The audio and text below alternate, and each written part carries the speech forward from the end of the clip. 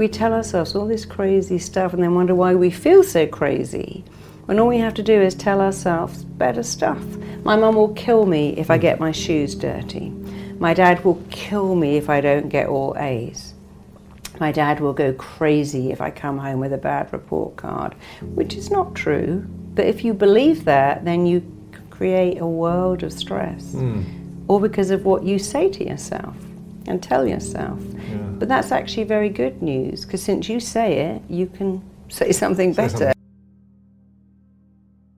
Whenever anyone does anything wrong, we go, what's wrong with you? We should say, what happened to you? What happened to you? Because most people do walk around going, something's wrong with me, I'm just majorly messed up. And you can't heal, because you can't heal what you can't understand. And so all the treating the symptom is like putting a Band-Aid on an infection. When you understand it, you can totally change your perception of what it is, because events actually don't affect you, but the meaning you attach to them does. But then you have to understand a bit more of psychology, because humans are hardwired to recreate what they know. We like what's familiar, even if it's very bad. If I've never had money and I win the lottery, I'm going to get rid of it. Or if I've never had love and you love me, I'm going to reject you because it's so unfamiliar. If I've had a dad who calls me an idiot and worthless, guess what kind of guy I like? That's it. Because when I meet them, I go, oh, I feel like I've known this guy my whole life. We just clicked. And they think, oh my God, it's because he's my dad. But I've been sleeping with him for 6 months. I don't know what to do with that now, because we are wired to like what is familiar and to resist what's unfamiliar. And that's what kept us alive. When we lived in walled cities, we didn't go, I'm a bit bored with this group. I think I'll go outside the walled city and find another tribe, because they might have killed you. So we have this wiring that says, run towards what's familiar and run away from what's unfamiliar. But the very good news is you can make anything familiar. And the most important thing to make familiar is praising yourself. Get up in the morning and go, I'm a good person. I have a skill. I have a talent. I have something to offer the world. I'm here for a reason. You look in the mirror and go, oh, there you are. You're a good person. You've got a good heart. You know, the most important way to answer that question is this. What did you always want your dad to tell you, even if you never had a dad? If you had a dad, a good dad, what would he have said? What would your mum have said? What would a nice teacher have said to you? And it would be something like this. I'm proud of you. You're a good son. I'm so glad I'm your dad. How lucky I got to have you. And a teacher would say, you're such a smart kid. What a joy it is to teach you because you're smart. And we all want to hear the same stuff. I love you, I'm proud of you, you're interesting, you're a great company. Nobody needs to hear I'm the best dentist in Beverly Hills, because that doesn't work. It's emotions, and many of my clients, their mother might be dead, but they're still trying to get her to approve of them. Wow. Dad's living in another country, but they're still working to make him like them. And you know, the most important thing is you like you. So whatever you wanted to hear, say it to yourself, because your mind doesn't even know that it's coming. And it also doesn't care. Your mind doesn't care if what you tell it is right or wrong, or true or false, or even if it's good or bad, it lets it in like chapstick on your lips. Your lips don't go, is this organic, fair trade? Just lets it in. It needs a bit of nourishment. And we need some nourishment, and words are very nourishing. And there is actually nothing on the planet that will raise your self-esteem like praise. And the mind likes repetition. And when you say it every day, your mind kind of goes, oh yeah, here you go again with that praise. You say it every day, must be true, and now it sinks in. Problem is, if you criticize yourself every day, it says the same thing. And the familiar, unfamiliar, if praise is unfamiliar but criticism is familiar, and you say to someone like Robin Williams, oh my God, that last show was funny, he goes, didn't you notice? I've left out the best, I fluffed a word. It wasn't as good as the one before. So if you're not used to praise, you'll reject it. And if you're used to criticism, you'll add it in. Because we do what's familiar. So if we say to someone, I love your book. They go, oh, actually, it's not that good.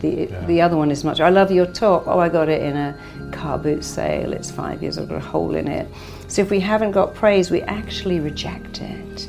And you just have to say to yourself, I'm going to make this familiar. I'm going to praise myself every day. It might feel weird, but I'll keep doing it.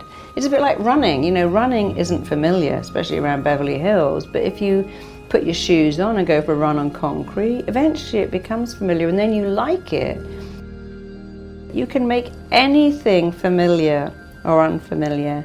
And my advice to everyone is look at your bad habits and make them unfamiliar.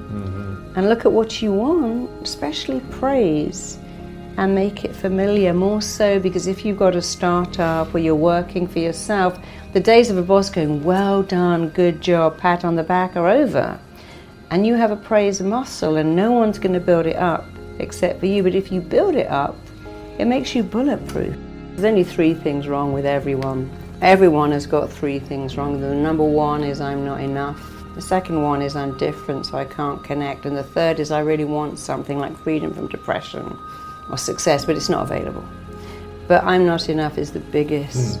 I mean, I've worked with hundreds of thousands of addicts. I've never found one ever that ever believed they're enough.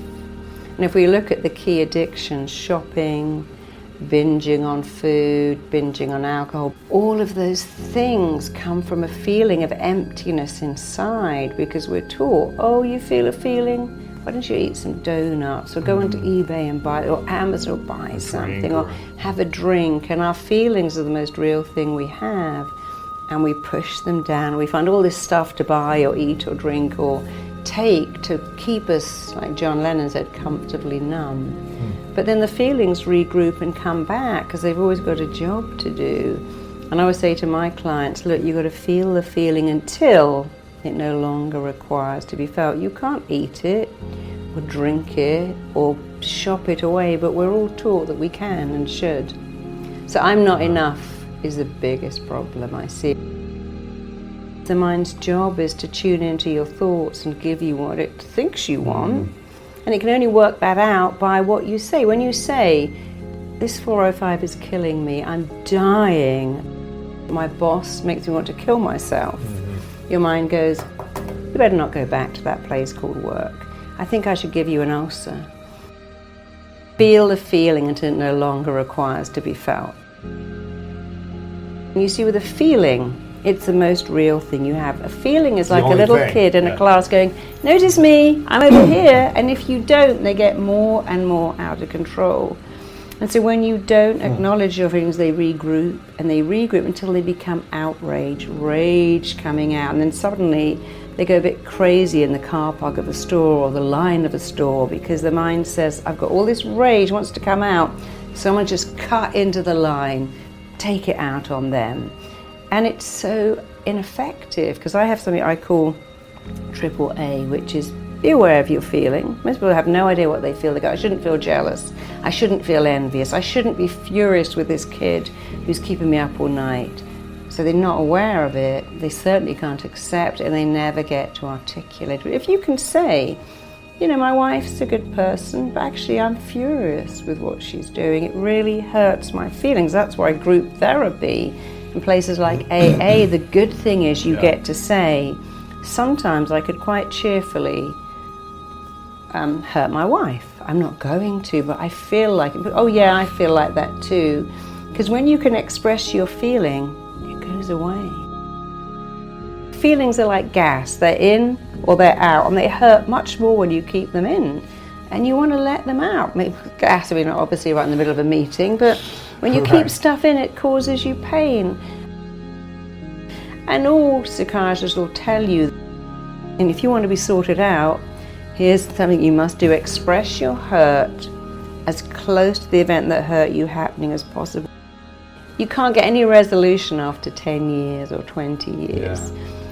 But when you can say to your friend, look, I love you, you're my friend, but it really hurt me when you didn't even turn up to my wedding and I still had to pay for all of that and you didn't call and it hurt me. I still loved you, but you hurt my feelings.